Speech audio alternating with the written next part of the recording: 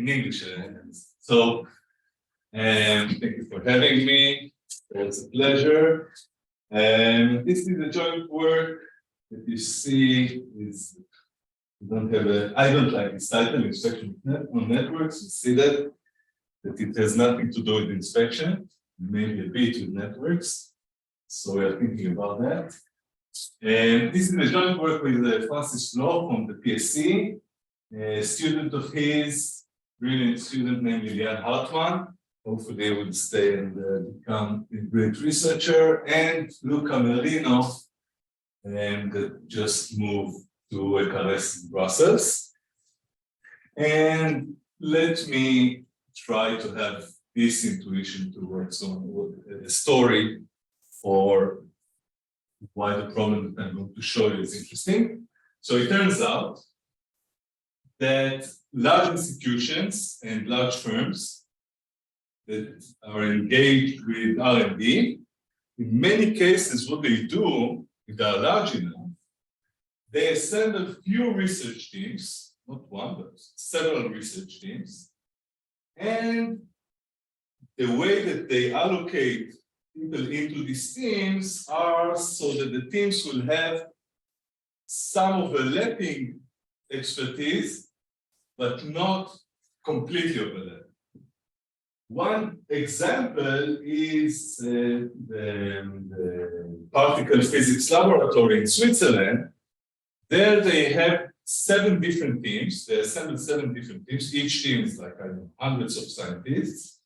But they assemble them in a way that in some teams you have, I don't know, physicists that are, are experts on subject A, but you don't have similar scientists in the other teams, okay?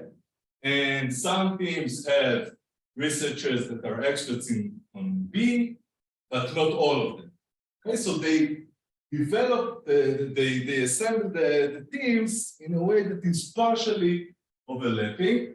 It is described very nicely, actually includes everything I know about this thing in this paper of Di Stefano and Micheli from 2022. And this is what we had in mind when we started to work on that, because of what seems like a problem. On the one hand, the institution has some goal. Probably, I think it's makes sense that the institution wants to complete all the tasks. Okay, there are several tasks, and the institution wants to complete them as fast as possible. Especially if it's a firm that wants to make money out of these tasks or revelations of that. However, the teams, they have another idea, and that's to collect as many credits on completing tasks as they can. So in this paper, they say that the teams, what they compete is on publications. The teams in Sun, what they compete upon is publications, and that's the credit. So they want to have as many publications as possible. The question is, how these two goals, do they coincide, and what really happens? And the setting that we chose to work on is to think about this problem as an optimal sequential search problem. And I don't understand, publications have nothing to do with the institutional goal? No, so think about, maybe it does, but for our problem, think about that as the institution wants to complete the tasks. It doesn't care who will publish. So someone will have to publish, someone will have to complete the task. They don't care who publishes. Okay? You just want the institution wants to complete all the tasks as fast as possible. And the task is publications, that's what the institution. Yeah. Okay. It's just accidental. But these are nearby fields in physics. They need certain types of repetitions. They have these technicians in the group. So, are you asking whether they made it on purpose to begin with? Might be. It's not that we are not talking here about team formation. So we're not thinking about the institution and why did he allocate this person to this team and not to the other. We get it as exogenous, it's given to us, the fact that they are partially over there. That's actually a great question because it's my last bullet in my last slide is about the formation. Okay. Good. So there is literature on optimal sequential search and you know, so a typical optimal search problem will have some costly inspection. It might be costly in the sense of money or time or effort or whatever. Projects are usually heterogeneous. That won't be the case in our setup. And you have some knowledge on the distribution of returns, and the planner, usually it's planner's problems, not always, but usually, and the planner chooses the sequence of inspection and when to terminate the inspection. So probably, you know, the famous papers are the Weizmann 79 and the Keating 79. And these papers are well known because they have this, what seems like a very complicated problem of sequential search, but they show that to act optimally, you can actually reduce it to a single index. So Keating's index is a known index, and Weizmann is called it the reservation price index. But what they show is that this index is and it depends on the structure and so on, but they show that this is the only number you need to know in order to decide what is the optimal way to search. These are these two papers. And then following work, just say that, following work, pointed out that in many Keating's is bandits. Keating's is bandits, Weizmann is not bandits, but the point of sequence of inspection and time of termination are appear in both papers. And now following work, I gave here like 3 examples. The following work would show that the fact that they came up with a very simple strategy and a one index strategy is actually very, dependent on the setup. And if you take the setup to be a bit more complicated, then the problems become much more complicated. So someone talked about simultaneous sampling when you have multiple projects and you can simultaneously sample more than one. And Laura Duval talked about cases when you have outside option. Phil Eliot with Daniel Fershman and Alex Fu talked about complementarities between rewards. And there are many papers that show this point, that if you add a bit of complexity into these problems, then it becomes very fast, very complicated. So here utility of projects is additive in the beginning. I think, if I remember correctly, the answer is yes. And okay, now there are other fields that also talk about sequential search, even with networks in all kinds of contexts. So, for example, in management, they have this literature that talks about when you have a market and you want to see who has the advantage there. So they have this resource-based approach. So think about it as a bipartite graph. On the one side, you have the firms. On the other side, you have resources that are needed in order to, build a product or rule the market, something like that. And there are lines that connect the firms with the resources that they have, and they don't have all of them. And then they have this literature that talks about the question from this bipartite graph, what can you say about the competition? There is literature in AI that talks about how to allocate robots into problems, and in OR, the scheduling and planning problems are on the same area. And in computer science, you also have and matching on bipartite graphs is important. What will be our setting? So it will not belong to exactly any of these features. So think about the planner, and the planner is required to complete a given set of tasks. The tasks are given, okay? And also given is the set of agents, okay? So the set of teams, for example, in set. And the main restriction that we will study is the restriction on with each agent, what tasks can it perform. Okay? It will not be able to perform all the tasks. It will be able to perform some subset of the tasks. And now the question will be, how do we want to assign them? And also, what happens if they assign themselves? Okay, so these will be the two main questions. So each agent can engage in one task at a time. But is there expertise? But I mean, is that there are some agents that can only do some subset of tasks, or is it because of capacity that they can't do all tasks? No, the fact that if you cannot do the task, it means that you don't have the expertise, or in no world you can do that. Even if I take all the other tasks from you, you will not be able to. So each agent can engage in one task at a time, and once an agent engages with the task, the completion time is stochastic. I will be very specific about the assumption here. The goal is to do it as quick as possible. Okay, so there will be two approaches, and I will compare them.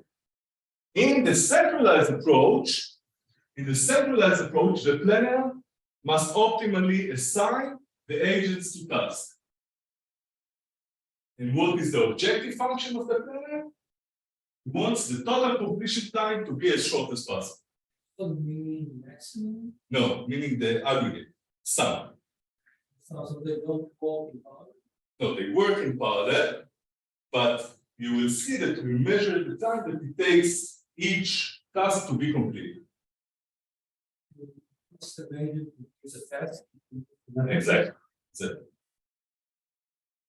If there are other tasks that he can do, if he exhausted if all the tasks that he could have done were completed, then he is eliminated. Why is the total important rather than the maximum? You'll see in the setup, but in our setup, the total completion time means the time that you ended all the tasks. That's it. So you may think about it as a maximum, but since they're moving from task to task, we measure it in periods. In each period ends when one of the tasks is completed, and then a new period begins. Okay, you'll see. In the decentralized approach, the agents assign themselves into tasks. Okay, and each agent tries to maximize the number of tasks that she completes. Okay, that's the key. Two agents trying to do the same task. So it's stochastic, and one of them will win and the other will win. Then the first one is the task. He gets the credit and the other gets it. Yeah. So these two approaches is like competition and mechanism design. So we are not doing mechanism design because it's not that we're thinking about Motivating the agent. exactly. So we either think about like a dictator who assigns agent to task and the agent has nothing to say about it, or the agents just play freely and I don't think about the motivation. The agent has something to decide on. Each agent has one quality of work. No. Each agent has a subset of tasks that he can work on, and he has to decide on which task to work. And once he's assigned to one job, there's no decision parameter. No. Now we're waiting for the stochastic process to realize. All right. So the model itself is pretty simple. You have a finite set of agents, we denote by n, and a finite set of tasks, which we denote by t, and we have an agent that can perform the set of tasks ti, which is a subset of t. Okay? Subset of the and this defines a bipartite graph. We'll give an example in a minute. Now we assume that the graph is connected. It's not a very strong assumption because if it's not connected, then you can solve the problem for each component. To be close. Finally, one notation is that NK is the set of agents who are able to work on task K. Okay. Let's talk about task completion. What does it mean to complete the task? So first, time is continuous. And now every agent that works on a task throws a success according to a Poisson distribution with a fixed parameter lambda. Give me an explanation. Oh, Poisson. No, so until the first success. So, okay, so it will be, so if the subset of agent L, the cardinality L works on the same task K, the task will be completed according to a Poisson distribution with a parameter. Excuse me? So on average, you finish, you complete the task in 1 over gamma, 1 over lambda, right? And the first one, the closest, the smallest number is the win. But you'll see that lambda itself is not important. The number itself is not important because all the tasks are homogeneous. So the Poisson distribution, the stochastic process is the same. It's time, so it's the discrete time when you finish the task.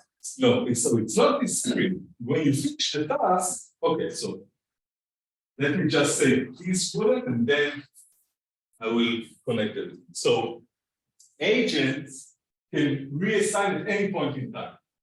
They can be reassigned by the planner or can reassign themselves in the second code. Now,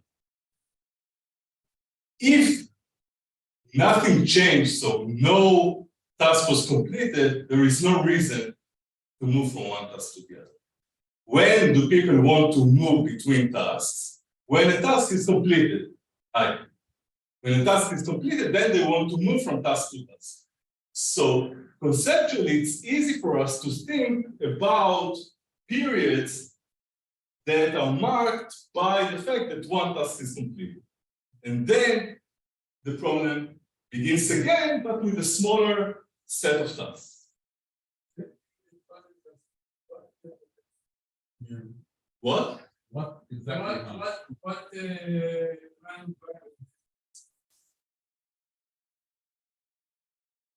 So think about the expected.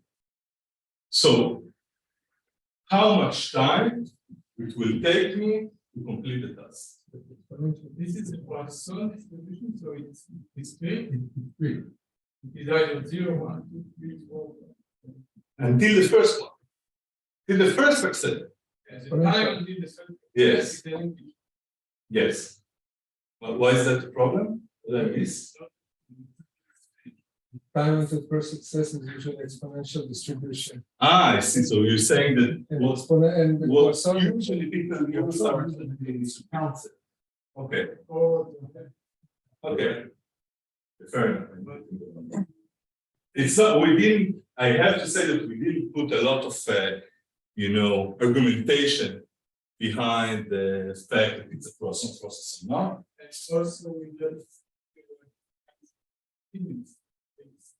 Just to make sure that we will not have a case in which two tasks are completed at the same time. That's basically what we want. So if it's continuous and the distribution is continuous, then probability is zero. Discrete. What do you mean? If we start at c equals 0, the first process, when can it end? At t=1 or No, no. any time? No, take time. So it should be exponential distribution, of course. As long as it's not an important part, it will be important, by the way, when I talk about the next steps in which we want to have heterogeneity between the tasks, then it will become important. I think it's important that geometric or exponential, because otherwise it just makes, otherwise you might have a situation where agents want to move from one task to another, even though none.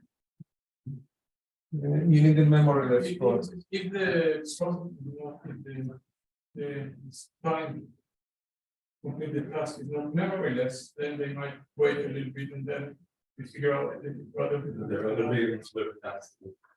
Okay, I have to think about it. I don't have a good answer, but But anyway, so memoryless is also a big assumption. You might assume that I don't want to enter somebody who's already in the process because I'm disadvantaged. so our assumption will be, and you see that is when the period ends, in the sense that one task was completed, then all the searches begin from, from zero. So you don't have any, you didn't accumulate any knowledge. So the fact that you were on the task for a long time doesn't mean anything. That would be that's the crucial assumption. Okay. Good. So I'm taking that and I will think about it. And the process ends when all n tasks have been completed successfully. Okay? And the objective, we talked about it. So for the centralized version, the objective is to complete the task as quickly as possible in expectancy. And in the decentralized version, it will be to complete successfully as many tasks as possible, and the solution process will be sub-imperfect. Simple sub-imperfect in the sense of backward induction. So let's work an example. Hopefully things will be there. And I assume, again, it's not very important. I assume that lambda is. So think about these constraints. it is important that all the Very important. It's not the agents, it's the tasks. Okay? You can think about the agents, but the homogeneity for the results that I have here is crucial. Okay? it's important that all the tasks and all the agents, all the So I would say it like that. It's important that all the tasks are the same in the sense that they have the same stochastic process. That's one part of this. The other part is that the agents cannot decide, for example, on efforts or something like that. Okay? So when they are engaged with the task, we know what is the expected time they will complete. Okay, and it's the same on every task. You'll see that that's crucial. Okay, so let's look at this problem. So what I want you to notice is the following. Agent 1 can work only on task 1. Agent 4, 5, and 6, they can work on tasks 2 and 3. And actually they are symmetric. They are completely symmetric.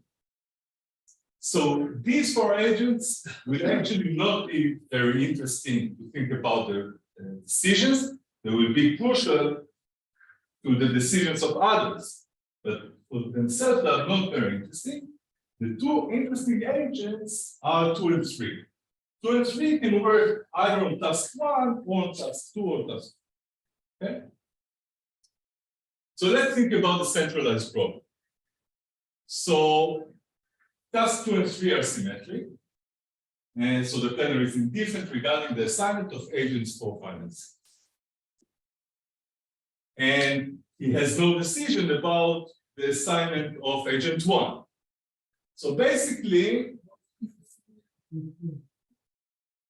so the symmetry is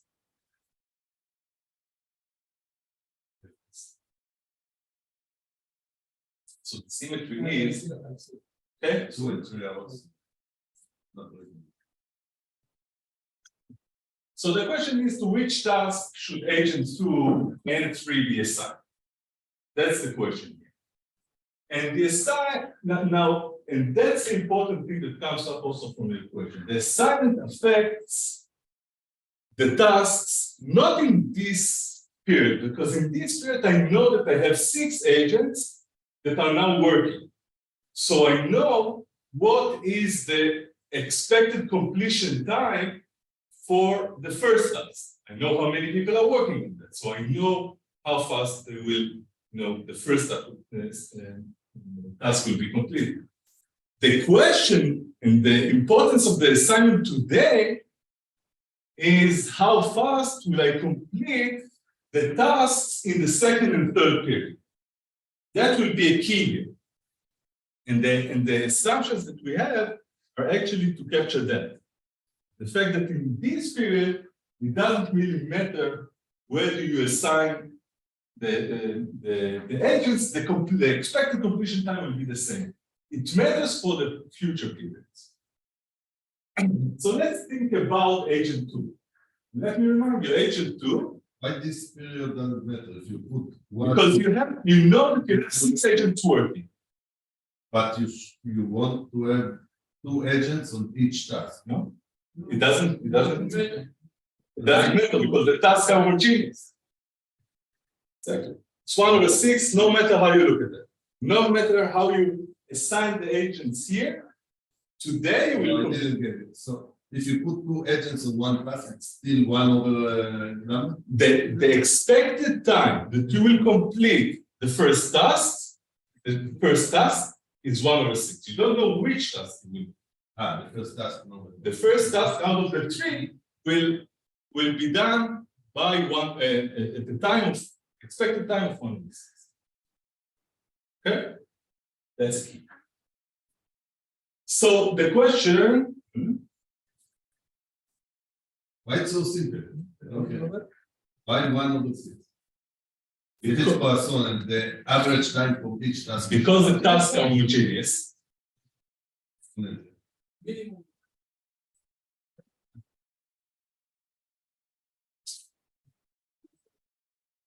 Okay, so it's not it's not so trivial. Should mention that if it's exponential, so the minimum, the probability, the expected time for the minimum, 1/. Yes. And of course you need homogeneity. Without homogeneity, you do not need this. So let's think about agent 2. Let's think about agent 2. So one thing is to put agent 2 to task 1. Okay, and when I assign agent 2 to task 1, what I care about is what happens if he's the one that completes the task. And if he's the one that completes the task, so think about the network that we'll have in the next period. So in the next period, if task 1 is completed, then I'm left with task 2 and 3, which means that 5 agents for sure will be active, right? So everyone but agent. And I also know that it doesn't matter if task 2 or task 3 will be completed in the second period. In the final period, I'll have 4 agents working. Right? So I actually, if I assign agent 2 to task 1, then eliminating task 1 guarantees 5 active agents in the second period and 4 active agents in the third. Now let's see the alternative. What happens if I assign agent 2 to task 2? Then let's go back. If agent 2 is assigned to agent 2 to task 2, I know that if this task is completed, all agents will be active next period. Because each agent is connected either to 1 or to 3 or to both. Right? So I know that in the second period, I will have 6 active agents. But now I need to think about the third period because he takes it, the planner takes it into account. So in the second period, I know that agent 1 and agent 2 will work on task 1, because task 2 is already done. I know that 4, 5, and 6 will work on task 3. So the only question is, on which task will agent 3 work in the second period? Right? Are you okay with that? Okay. And we can show that agent 3, okay, we are here, that agent 3 prefers to work on task number 1. So, sorry, I didn't say it correctly. The planner wants agent 3 to work on task number 1. Why is that? Because that's also key. The planner wants for the final period that task 3 will remain. Because if task 3 remains, he will have 4 active agents. Well, if task 1 remains, he has only 3 active agents in the last period. So the planner wants to increase the probability that task 1 will be eliminated in period 2, so that in the final period he has 4 active agents. Right? So we know that in the second period, agents 1, 2, and 3 will work on task 1, and agents 4, 5, and 6 will work on task 3. And this means that we can calculate. Okay, so it means that if task 2 is eliminated in the first round, then in the final period, in probability half will have 4 active agents, in probability half will have 3 active agents, right? Because it's 3 and 3. And now we can compare the numbers. Remember that lambda is 1. We can compare the numbers, and it turns out that the shortest time is the first option, meaning that the planner will send agent 2 to task 1. Okay? And the same goes for agent 3. So to summarize the optimal solution for the planner, it begins by assigning agent 1, 2, and 3 to task 1 and indifferent regarding the assignment of agents 4, 5, and 6. If task 1 is completed first, then is indifferent about the next steps. And if task 2 is completed first, agent 3 is assigned to task 1. Now,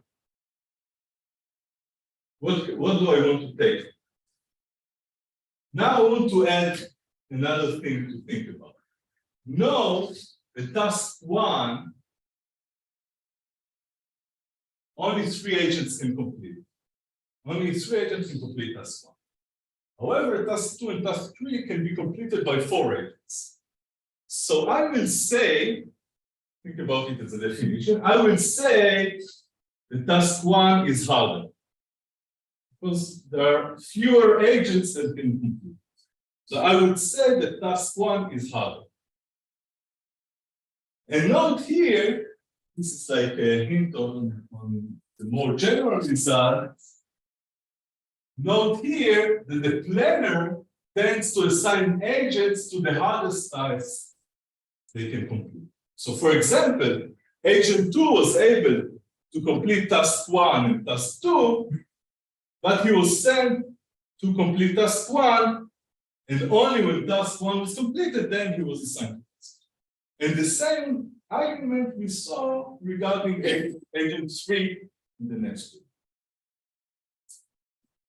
In fact, and this example is long enough as it is, but if I would add 2 replicas of agent 1, meaning there will be 5 agents that can complete task 1, I can show you in this example that the planner 2 replicas. Okay, so there were 3 agents.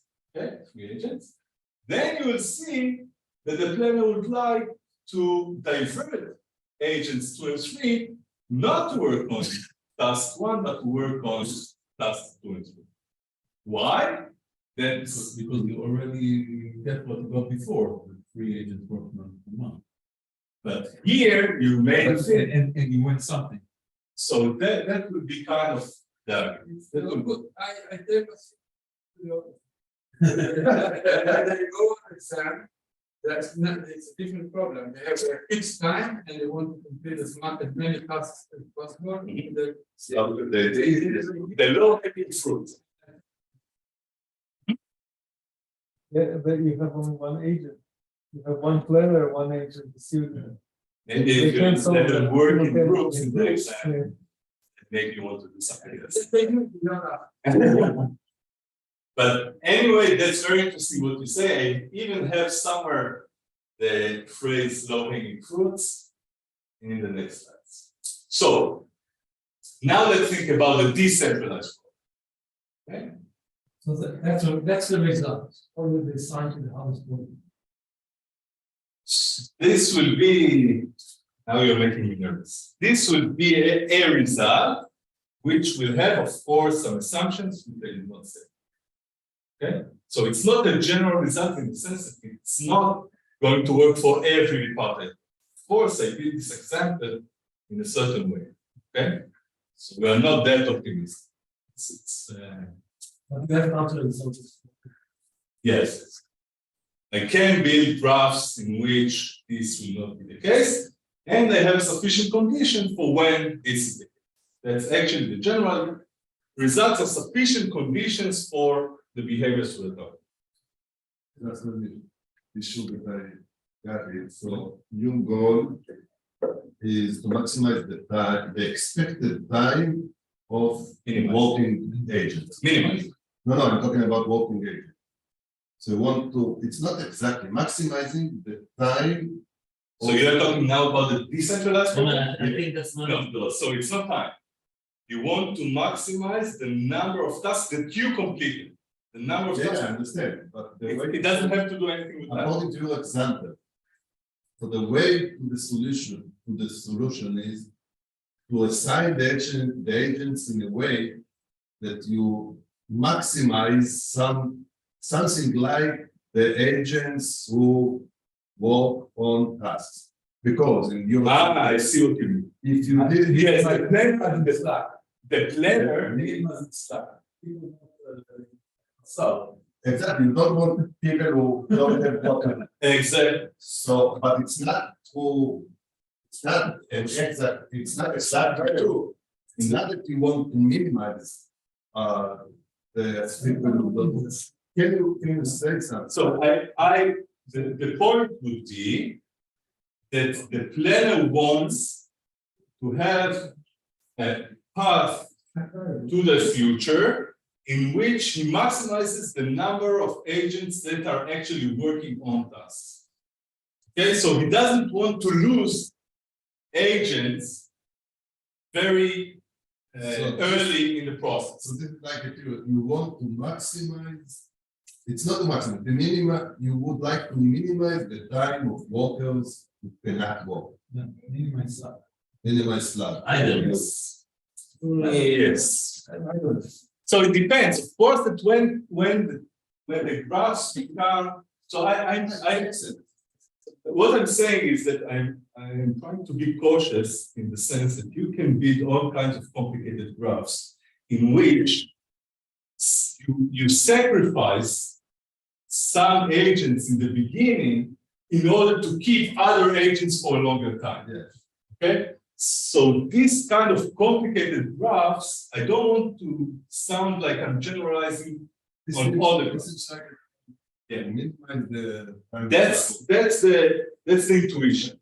That's it. That's the modified work. Because the internal and everything depends. Right, so I'm talking about expectation. So think about the way I think that the correct way to think about it is that you have, suppose you have 4 periods, okay? So, and you have the number of agents that are active in each period. So each, I don't know, each history, we would say, is 4 numbers. How many people do? and you want to optimize for the test.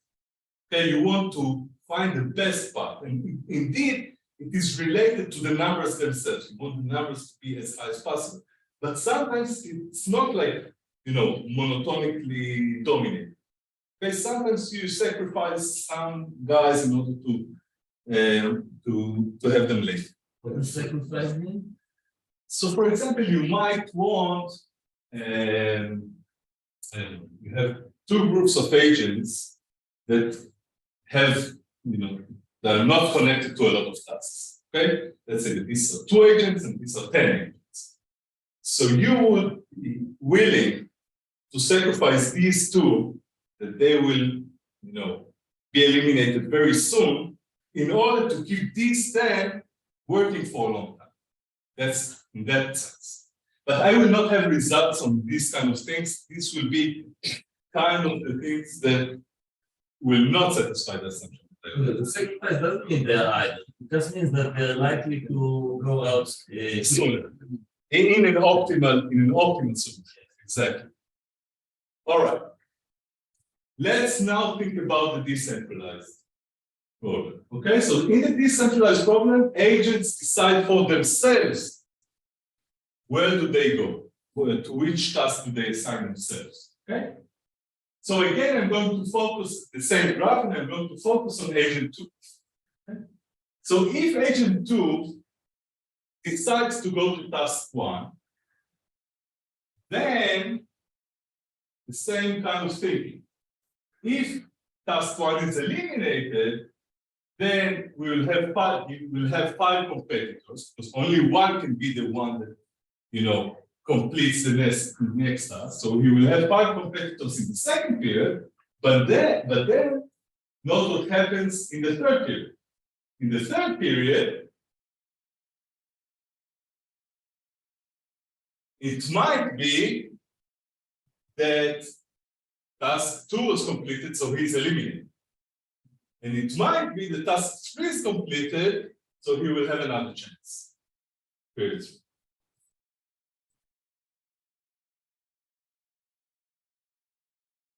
And if he goes to task 2, then he knows that if task 2 is completed, then in the next period he will have 6 competitors, because no one is eliminated. We'll have 6 competitors, but what happens in the third period?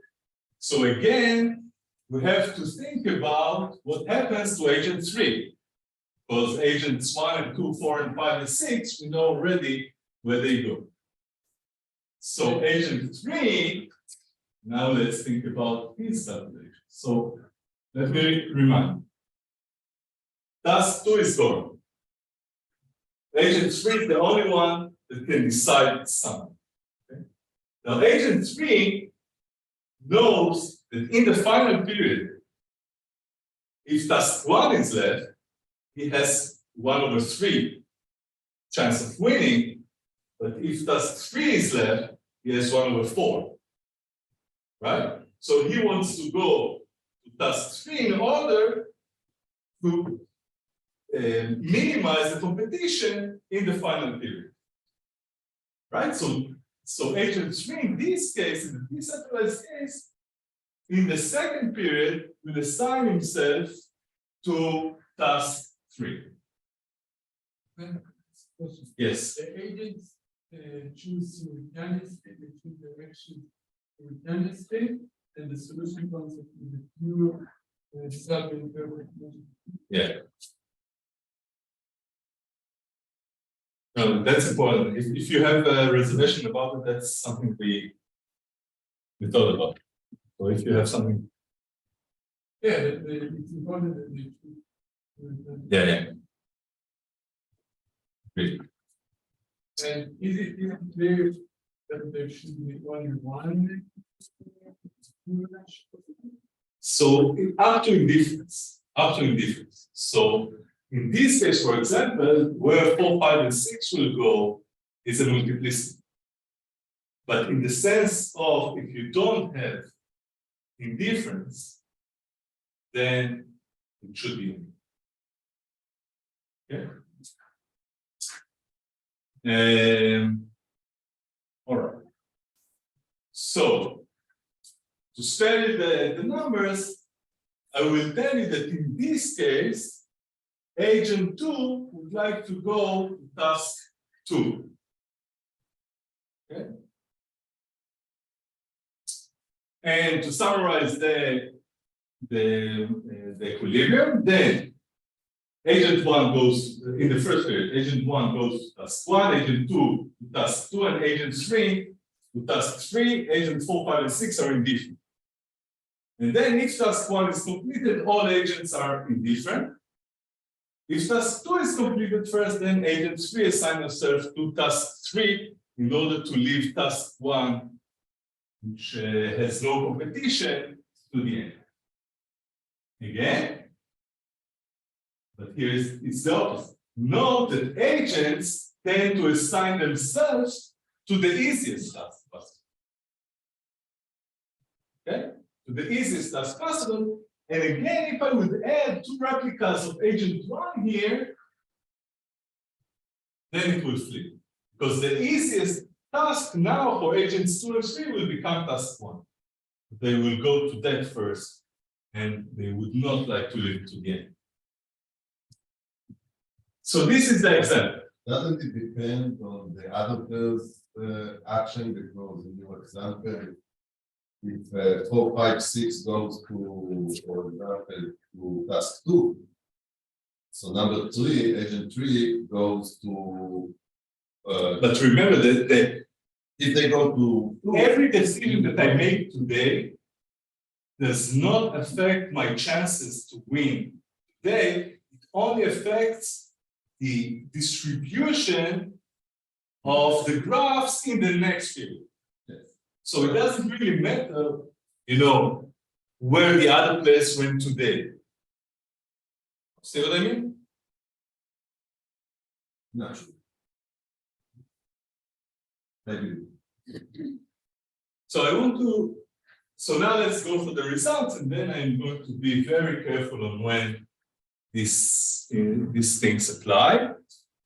So first, just to reiterate on the definition, what it means, a hard problem. So a task K is harder than task K bar if the number of agents that are capable of working on task K is smaller than the number of agents that are capable of working on task K bar. Right? That's a hard task. And the lemma goes in the following way. Suppose that I now only have the final 2 uncompleted tasks, A and B. Then, so let's start from here. If the same number of agents can complete task A and task B, both the planner and the agents, so in both approaches, they are indifferent about possible assignments. But if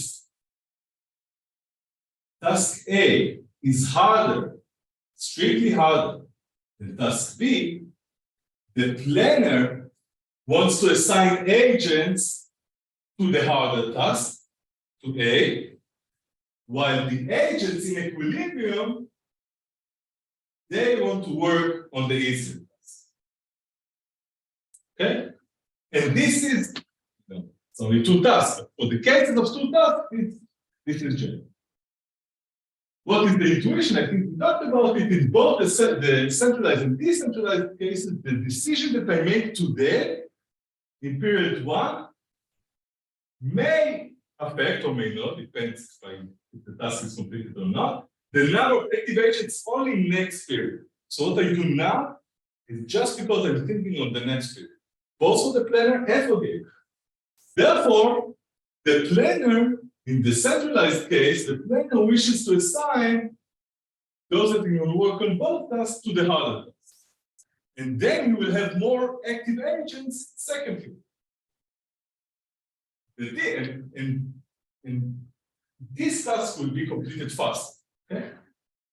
In the decentralized case, agents that can work on both tasks, they choose to work on the easier one in order to increase the probability for weaker competitionists. This is not a dominating strategy. Choosing the easier task is not a dominating strategy. Or is it? Why not? That's my question. Is it a dominating strategy? Yes. Yes.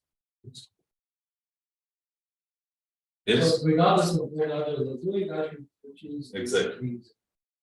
Because you have a ranking of tasks, which ones, ranking of tasks, which ones I want to. I have my small effect on the probabilities of either task A or task B to be the tasks that are left for tomorrow.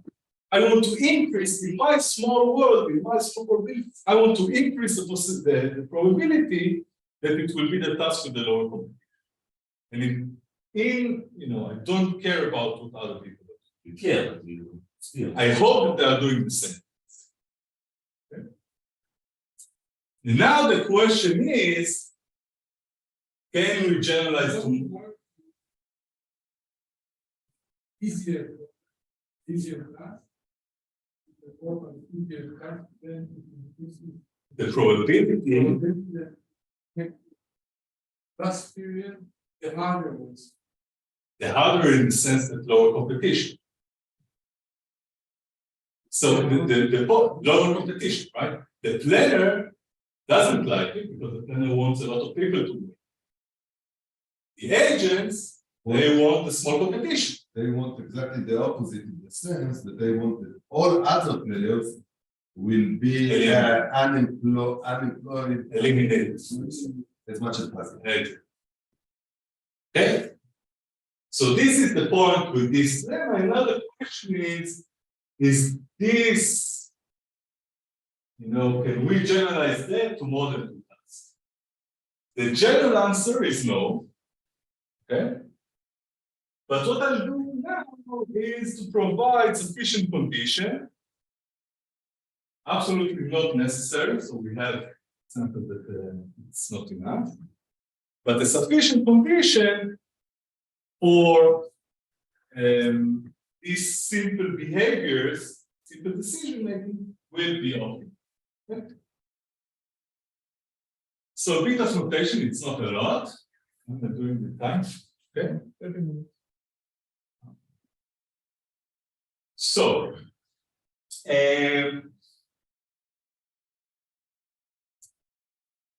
you remember the NK, right? NK, or N1 in this sense, is the number of agents that can complete task one. Is the set of agents, correct. And the cardinality here, I don't know if you can see, but this is N small n1, okay? So the cardinality is small n1, and this is the set of agents that can work on task one.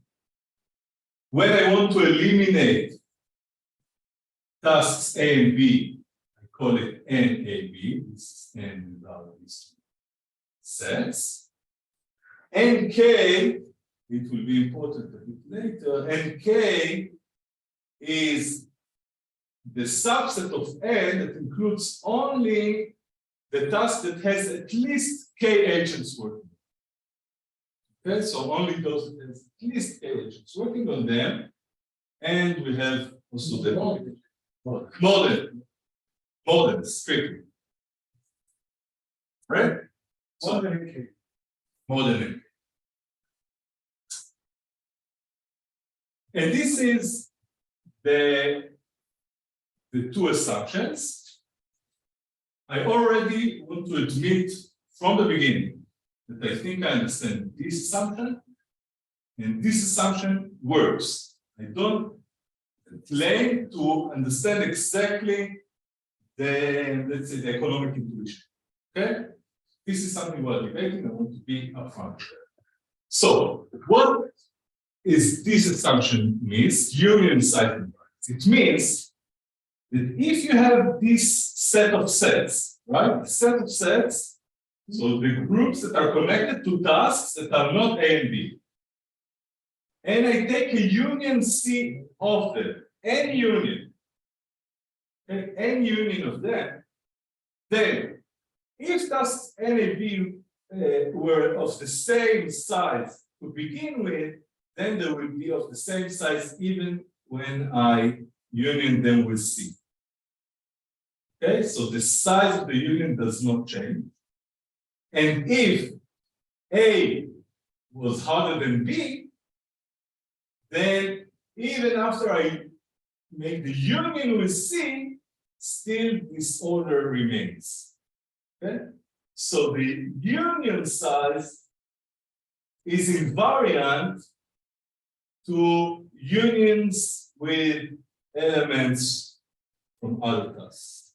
Okay, this is its assumption, and I think I will be able to persuade you that it makes sense.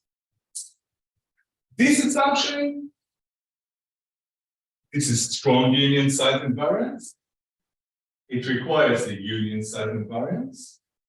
And for every three tasks, K, A, and B, such that K is harder than A, which is harder than B, again, if we look at the unions of elements from these sets, okay, so this is the set of all sets of agents that are larger than K and exclude A and B, then these unions remain in this order. So adding NK to the union adds less agents to task A than to task B. Okay? And again, works. I'm not sure exactly why yet, hopefully. So here is the first result. If G satisfies union size invariance, not the strong version, the first version, then a planar that acts optimally sends in each period each agent who is linked to multiple tasks to work on the task which is linked to the smallest, to the harder task. Okay? So, what are the insights here? So, how do we want to think about it? So, this is the point that I try to emphasize. The assignment of agent to task today does not affect the probabilities today, but only the distribution of graphs that I may get in the next period. Therefore, to minimize the expected time of completion, what I want to do as a planner, I want to assign the agents so that the parted graphs that lead to short expected time, okay, will be as high, the probability of these graphs will be as high as possible. Now, obviously, to compute that is very hard. Okay, so suppose I have, I don't know, 10 tasks, and to compute all the possible states is very hard. And what union size invariance buys us is actually that the preferences I have over tasks in each period is constant and is just like the size of the task. So if the task is hard, it will be preferable along all the path until it is completed and something else becomes the hardest. Okay, so this is the point of the union size invariance. Let me skip that, but basically, this is kind of the technical part, but basically it goes to what Amon said. It basically guarantees that the union of the task that we are left with is the highest possible, is the largest possible. And that's what we care about. Okay? So the assumptions buys us the fact that the only thing that we care about is the size of the unions, and the size of the unions is directly connected to the to how many people can work on each task. So I don't care about the specifics of the connection. Good. Here is the result about the decentralized problem, and here I need the strong union size invariance. And in this case, the unique subgame perfect equilibrium up to indifference of the agents game is such that agents who are linked to multiple tasks always choose to work on the task which is linked to the largest, okay, the easiest. Can you strengthen that with something that mentions critical strategies?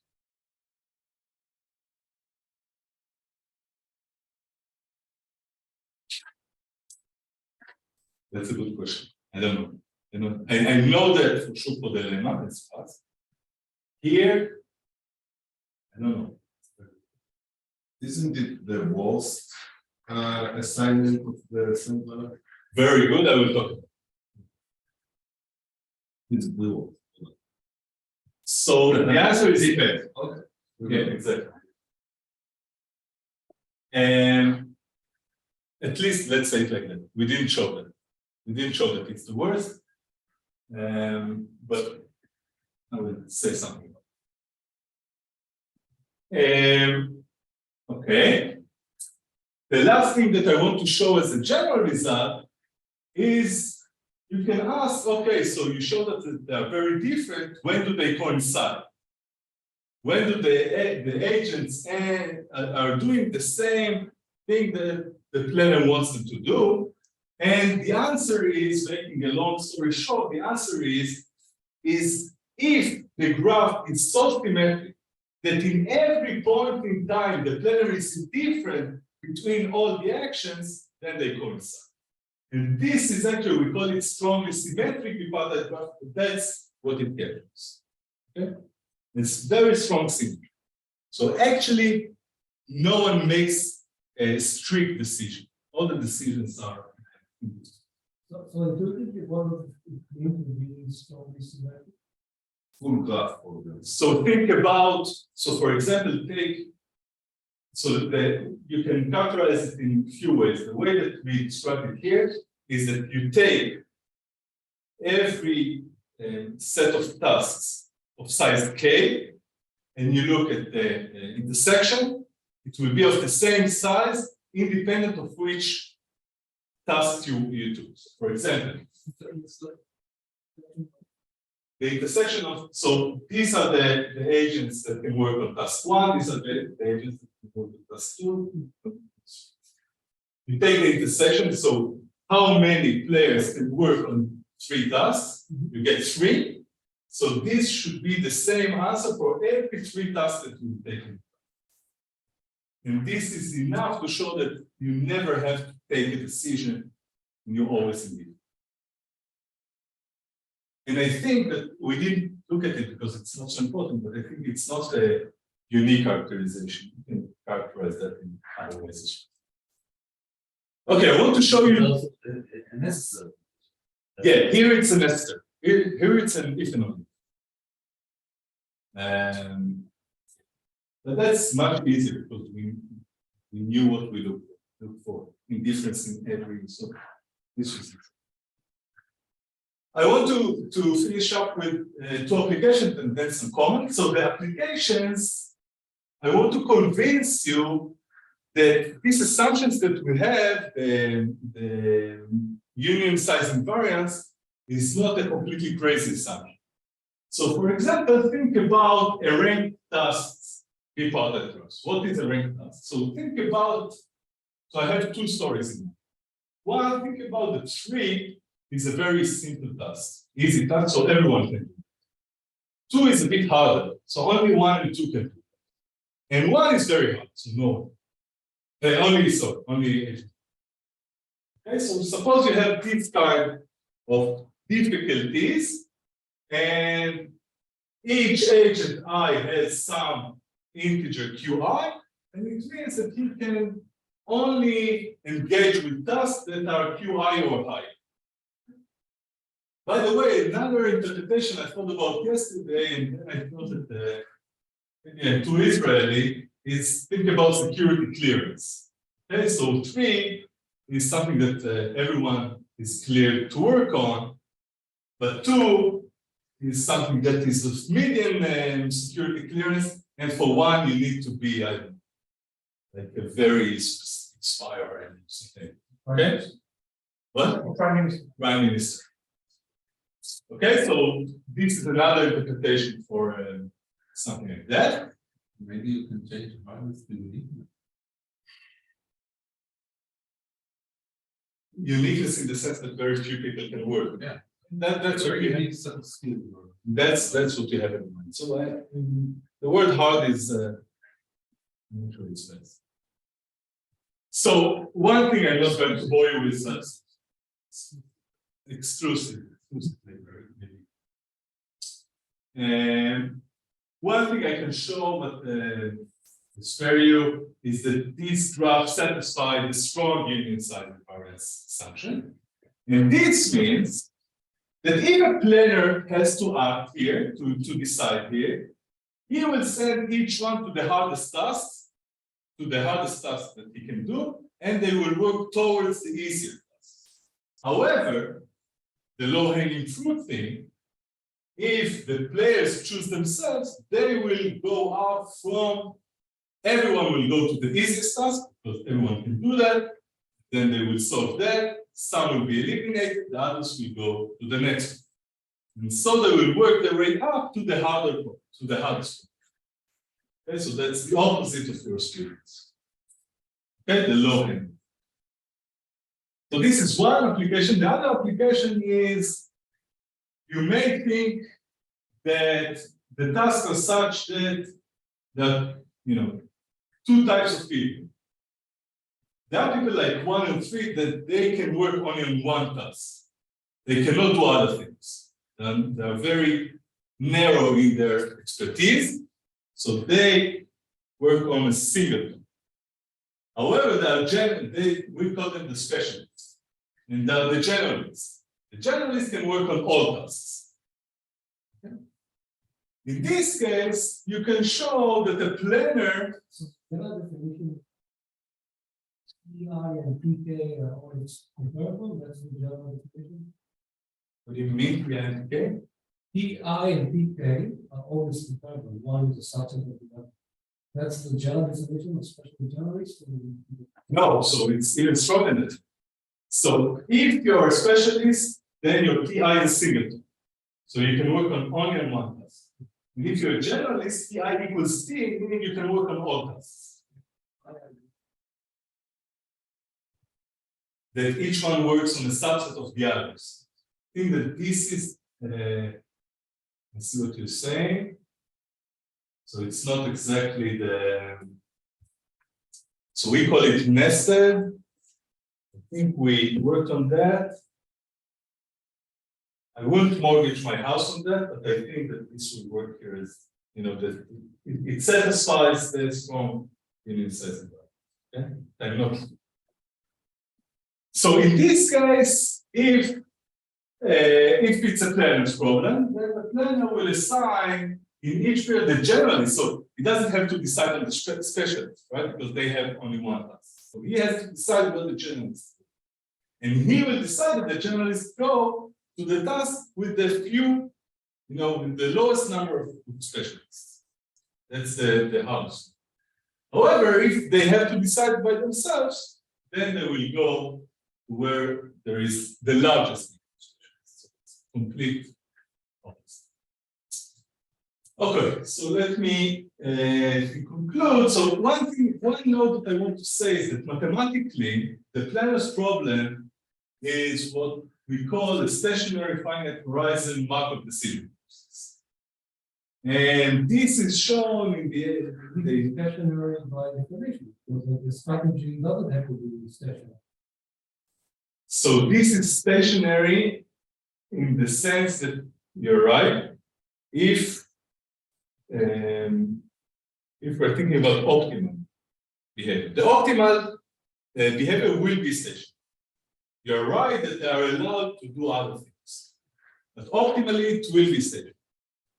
And these guys, Papa Dimitri and Tsitsiklis, they showed at the end of the 80s They are computer scientists, and they show that the complexity of solving such a decision problem is polynomial in the set of states. However, the set of states here, because it's the number of subgraphs, the set of states is exponential in the number of tasks. So basically, this problem is generally very hard. No, prove it. Yes. This does not solve it. Why? Why not? You didn't say about hardness. Because complexity is the hardest problem. No, so what I'm saying here is anti-hard means that it's harder than any other NP problem, right? At least. That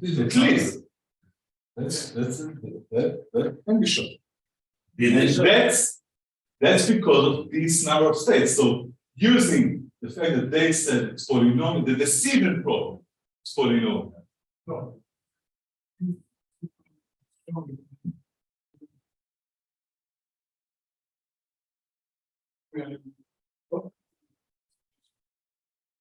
Okay. I'm not sure that More technical. Maybe there is Something that was a very nice problem with a nice partial solution. What do you think about context? What is the connection? I'll tell you what. Basically, that's a good question, And and puts you in another position of to size. because what I want to show, what I want to say is that the general problem for a general graph, for a general reparted graph, the problem is very hard. That's my claim. And the fact that we are engaging with simple strategies for the planner is a kind of a unique subset of graphs that it works for them. That's actually for example, when Persitz shows the paper, this is the first thing he's talking about. He's saying, generally it's very hard. Now I'm going to talk about simple strategies that solve subset. Does that mean that it's, So now you made me think. I have to go back and see that. what we really care about is the subset of problems in a large subset, not, if most of the cases are easy, then we're fine, and if most of the cases are hard. So that's why I have the applications. I want to convince you that in many cases, the applications fall in the area that we can explain and we can attach a simple strategy. That's the most extreme argument I can say. Now, things that we're thinking about, in addition to the one that to the two things that we think about, is the following. One, we would love to have necessary and sufficient. Okay, I'm not too optimistic about that, but we will love to have that. I know that it will require. So I know that I can give examples in which the size invariance thing is not satisfied, but still the simple behavior works. So I know that it's not necessary. I know, but we don't yet know what is the necessary condition here. This is something you actually raise, the time inconsistent structure. So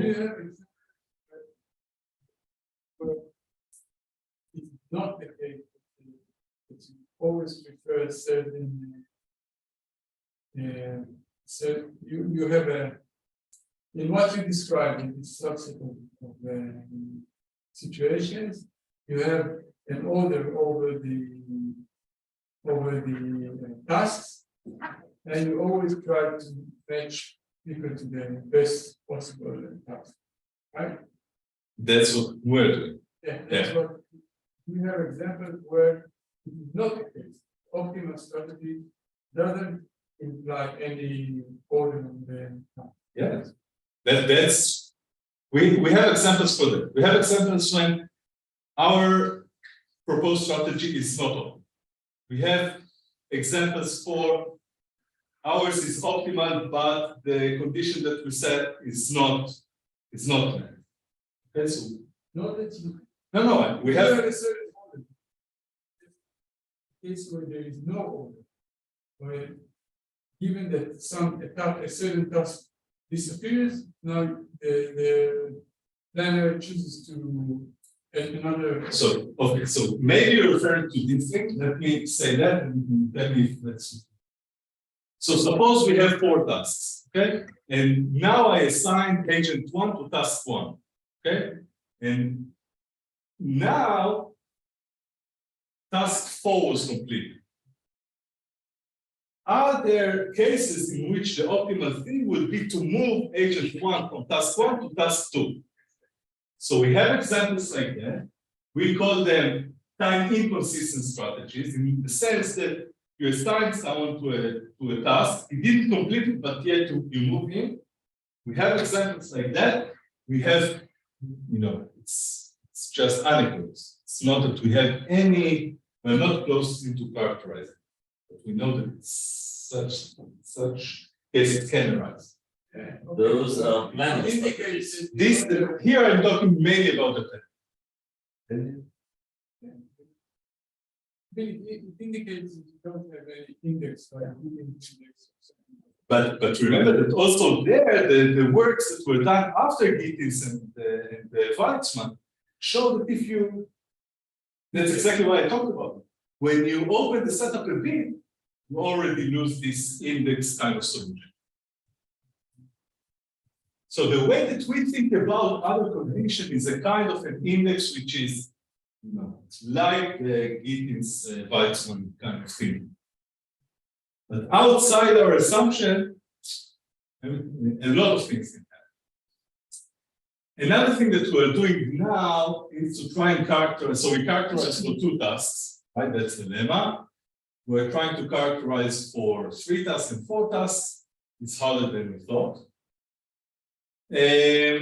We talked about the heterogeneity of tasks and efforts. We talked about that. We're thinking about this a bit.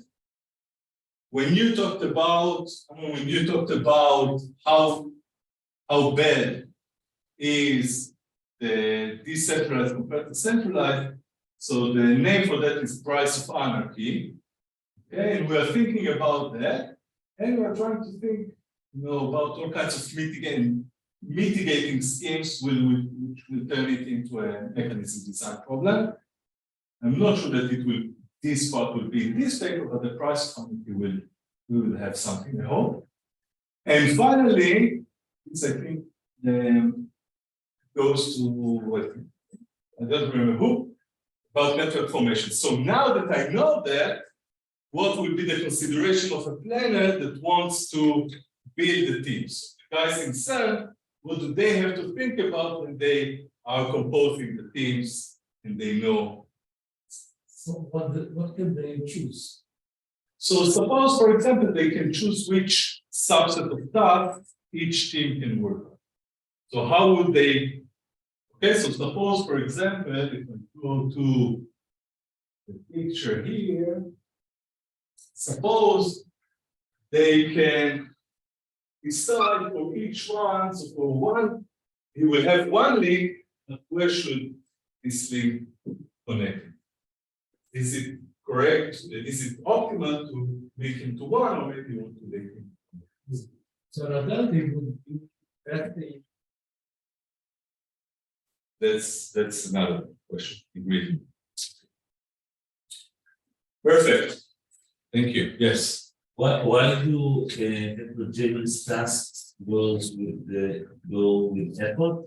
No, it's just we thought about, so the reason that I put these 2 together is that you're right. Okay. We thought about the heterogeneity of task and heterogeneity of agents, and then we thought about efforts, but efforts do not require heterogeneity. And the heterogeneity of the agents you didn't put here because that's too, I don't know, too completely. So you have some heterogeneity in the sense that they have different set of links. So they are heterogeneous somewhat to begin with. But to make them heterogeneous, for example, in the Scale. scales or something like that, that's, we hope that it's reflected by the graphics. All right.